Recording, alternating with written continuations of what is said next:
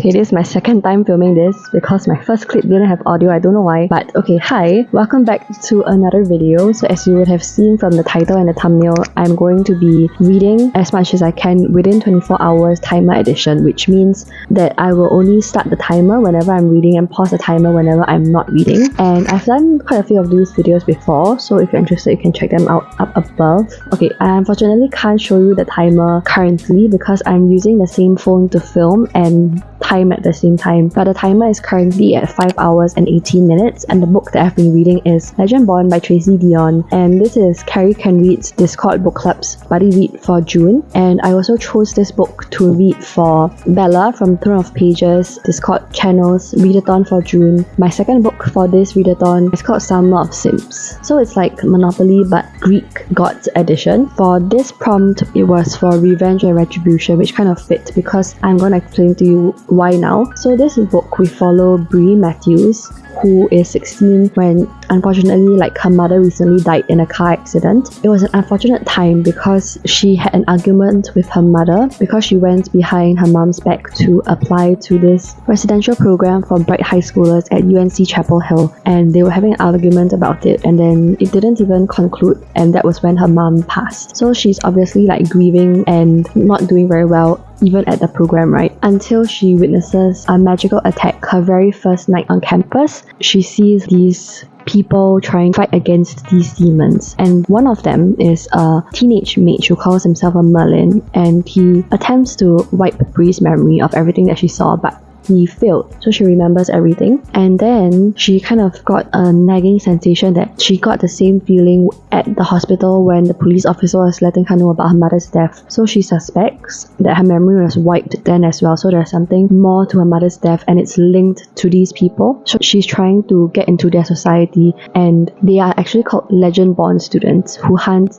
the magical creatures down. And so she's trying to get into this society and figure out what exactly happened behind her mother's death. So it's a young adult fantasy romance, and I am currently at page 297 out of page 490 at chapter 32. I wasn't expecting myself to enjoy this as much as I currently am because I am still recovering from a reading slump, and recently fantasies don't really do well for me anymore because I don't really get sucked into any of the fantasies that I've been reading to immerse myself in the world or things like that. But this was really easy for me to get immersed in, and I was actually hooked. I started reading this maybe yesterday or the day before. I made so much progress, which is not common for me recently, especially with fantasy romance. So currently really enjoying my time, and there's also a little bit of romance in here, which I was like, yes, I'm kind of enjoying that too. So I will come back and update again when I am further into the book or when I have finished the book, and then it's kind of exciting because then we can play the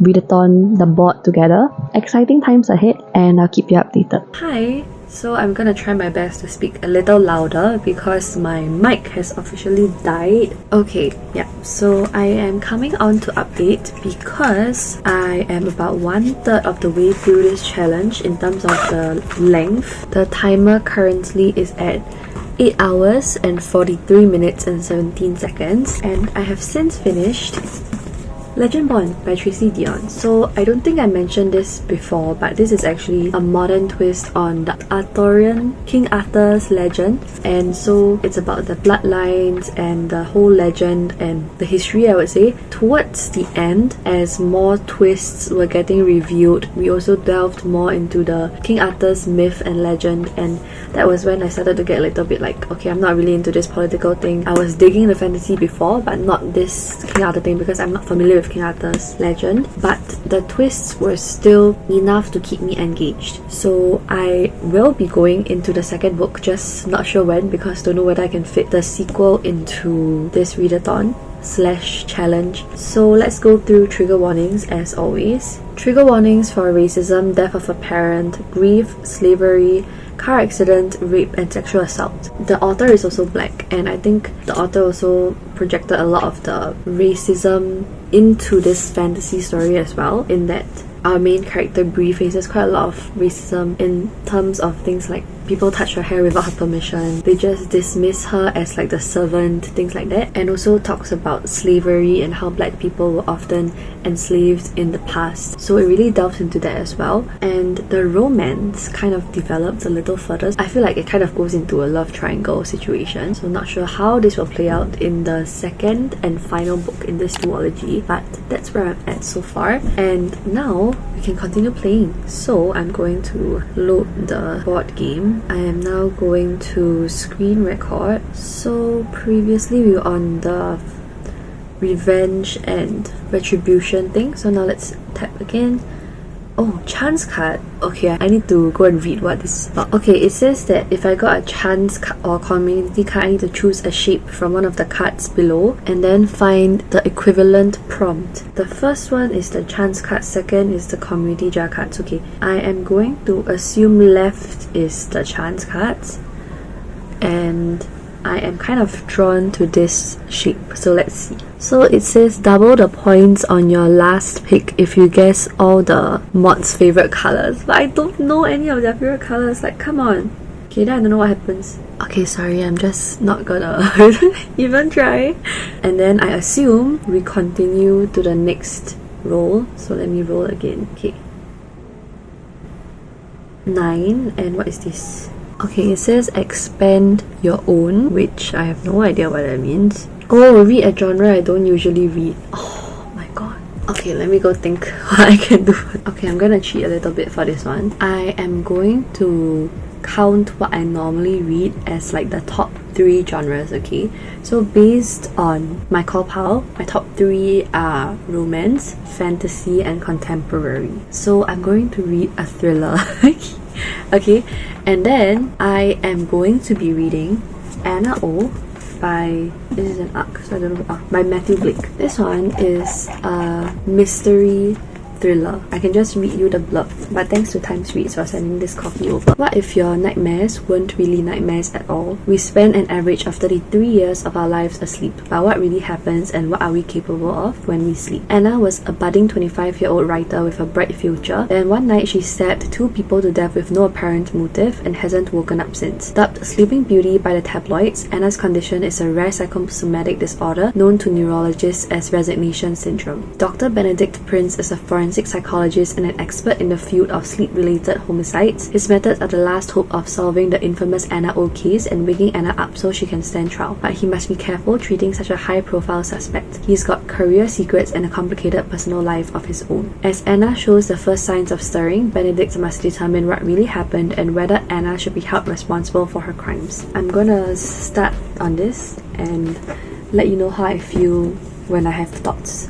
Hi, so I have since finished Anna O, and so I'm here to give my review of it. Trigger warnings first. Trigger warnings for murder, suicide, animal death, death of parents, injury detail, infidelity, alcoholism, bullying, and drug use. In the end, I decided to give this 2.25 stars because I wasn't really grabbed by the book. The whole middle part I was just skimming through, and I only paid a lot of attention to the review at the end, of which I thought that was okay. It was not too bad. There were quite a few twists, and then I was like, okay, this is getting a little bit too much, but it still surprised me, so I gave it 2.25 stars. Not much things to say. Thank you so much to Times Reads for giving me this review copy. I have since rolled the die and it landed on the Athena goddess card, so that is Sunny's favorites, of which I looked through her storygraph list and I decided to start reading Bear Town, and I'm almost done with the book. So now the timer is, I can't show you because it's on this phone, but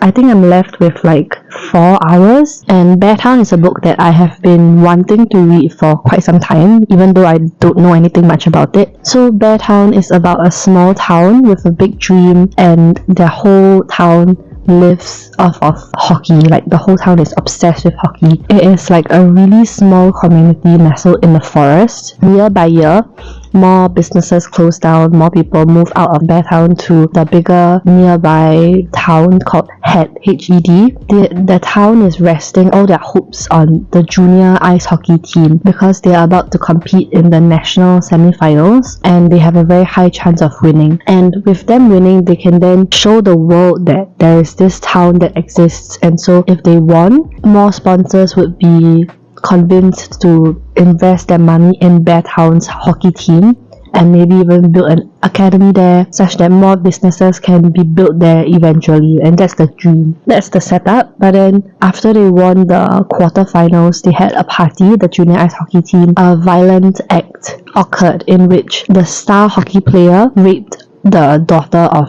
the general manager of the ice hockey team. And then the story continues from there. There's a lot of discussions on hockey, obviously, and also how the town is very small, how hockey culture is like, which I have never read so much about hockey in a book before. They are like a cult almost, because the whole team is very united and they're all about how you cannot betray each other, we'll always support one another. So when that violent act occurred, everyone on the team was like, she brought this upon herself, she was willing, and then now she's lying because she wants attention. And right before we go for the hockey final also, she's just jealous. She's doing this for revenge. This wasn't rape. Our poor star player Kevin is being accused. Things like that. And they're pinning everything on the female such that the guy is now the victim, which is like so messed up. So the story is continuing from there, and the men in this town, most of them are really assholes. Like, I can't believe that they will say these kinds of things because the person that they're accusing is their star player. So it made me feel a lot of emotions, and I will leave my final thoughts for when I'm finished with the book and I'll come back to update.